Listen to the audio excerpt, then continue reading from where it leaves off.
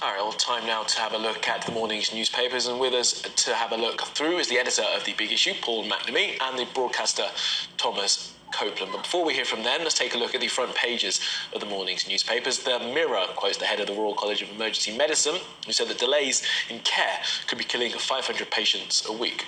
That warning from Dr. Boyle also makes the front page of the Daily Express and the front page of the Times, which mentions the staff shortages, surgery backlogs, flu and COVID as all being contributing factors. The Guardian predicts that NHS strikes could continue for months, with staff facing real terms pay cuts. The Eye reports that 73% of Conservative voters think the party has mismanaged the health service. The Daily Mail calls it a triple New Year headache for Rishi Sunak, throwing in migrant crossing and rail strikes. The Telegraph reports that the Prime Minister has shelved plans for an overhaul of the childcare system. They've also got the NHS story beneath the fold. The Sun goes with the publication of Prince Harry's new book, and the Star's headline is Barking Mad, which is a story about how council have been spending millions of pounds on trees, but some of them have died because they haven't been planted properly. Well, let's bring up Paul and Thomas in to talk about these. Guys, thanks for being with us. So, Paul, let's get straight into it. The Guardian, I believe you pulled out. This is a story about DIY care. And I've read this story a couple of times this morning, but I'm still not quite sure what DIY care actually means. Can you explain that to me as well? Yes, and this is the NHS story is the dominant one of the moment, and this caught my eye because of the headline. And like you, I was wondering, does that mean that people are going and applying their own splints to broken limbs or something like that? But not quite. This comes out of a poll taken by Lib Dems by comrades asking questions about people's healthcare, and they found that 1 in 4 people, and this is the DIY care, 1 in 4 people have been buying medicine online or going to a pharmacy when they couldn't see a GP. So this is really about lack of GP provision or people's inability to see a GP. And the other side of that is if they can't get something from pharmacy or online, they're then going to A&E, which is exacerbating the problems there. This has Ed Davey, the Lib Dem leader in this story, he has said that it's because of years of neglect that people are talking about an almost extinct ability to see a GP in some parts of the country. Spokespeople for general practitioners said, don't blame doctors. This is because of a whole host of problems. Doctors are doing what they can. And we've seen through this winter several issues that have arisen, not least the strep A worry that a lot of parents will have had, and that you can see probably take precedent. So it's just so many of these problems that are circling, and if we go back to an earlier story we talked about, that 73% of Tory voters think that the Tory government have mishandled the NHS. The problems are there, the problems are clear, and we are seeing a government that seems unable or unwilling to really tackle it. Yeah. Okay.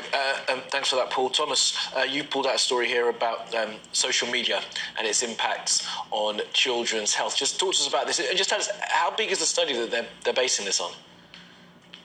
It's a study by a youth charity. I think they've got just over 1,000 respondents, right away from young children from 12 upwards. It's a really sad story. 3/4 of children as young as 12 say that they're embarrassed about the way they look. That's a figure that rises to 80% when you get to 18 to 21-year-olds. And it comes sort of stat after stat from this survey that's really quite depressing. Nearly half of respondents say that they've become withdrawn, started excessive exercise, stopped socializing, or even resorted to self-harm as a consequence. Those quoted really point to sort of apps like TikTok, Instagram, even YouTube, that have these algorithms that then only show people, the most attractive content creators, or reinforce content, some of it pro-anorexia content, or really unhealthy habits. And the whole thing is supported by the fact that these companies need to rely on growth and constantly need to grow. They need to go to advertisers, charge their advertisers more. That means they need to get the people who are us, we are consumers. They need to get get us hooked, and that means using these algorithms that provide us with the content that we want to see. When you're a little bit older, maybe it's easier to say, this is content that's bad for me, I shouldn't be watching this, or it's easier to, you have a little bit more resilience or a sense of self-confidence or self-esteem. But when you're younger and you're seeing this kind of content, it is addictive and you become hooked, and it reinforces the worst insecurities, the standard sort of insecurities that you have when you're between the ages of 12 all the way up to maybe 21.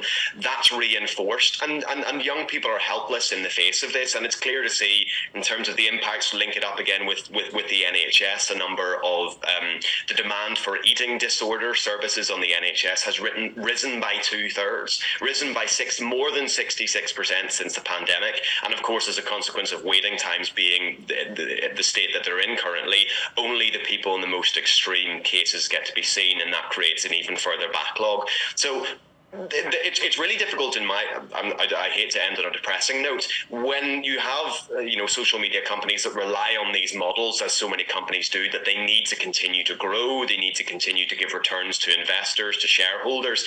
That means they just need to get more people hooked, more money from advertisers. It's difficult to see where this goes. Yeah, it really is. And we've got a bit of time left, and I want to pull out this one that Paul has found here in the Telegraph. And Paul, this is a really fascinating story. And when you talk us through it, you've got to make sure you give viewers a background as to who Professor Nutt is, because some people might not remember him. Yeah, this is a story about, in some ways, the Holy Grail. It's an alcohol-free drink that can mimic being slightly tipsy, but it'll end there and there's no hangover. And there have been a few of these around over recent years, but this particular one comes from Professor David Nutt, who was the drug czar under the last Labour government all those years ago, and left under something of a cloud because of some comments he made about ecstasy not being quite as dangerous as some people had said. So he now has been working on this drink that he has called Alcohol. He says he's got a litre of it on the shelf, and it takes you to the 2 pint zone, so you're just feeling comfortable and you can stay there, and there is no hangover. If this really, and he doesn't say what it tastes like though, if he can make it taste, then we're talking. But he doesn't say that he's got some of it on the shelf. I mean, 2 pint zone, even if it tastes terrible, that might be quite good for some people. Thomas, you're laughing along. I mean, it sounds fascinating, isn't it? The science behind this as well. It's really interesting, this story.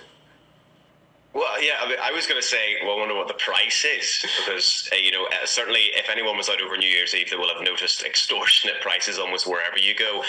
Paul's right, and we need a bit more information. I think taste and price are pretty much up there, but it's going to be a compelling, a lot of people will buy some terrible tasting alcohol for an awful lot of money in the world, so I think he's probably onto a winner. Yeah, perhaps he is. We'll ask definitely about the taste and the price. All right. And wondering also whether you'd be able to drive off after taking. So I don't think that's in the story, is it? At all, yeah.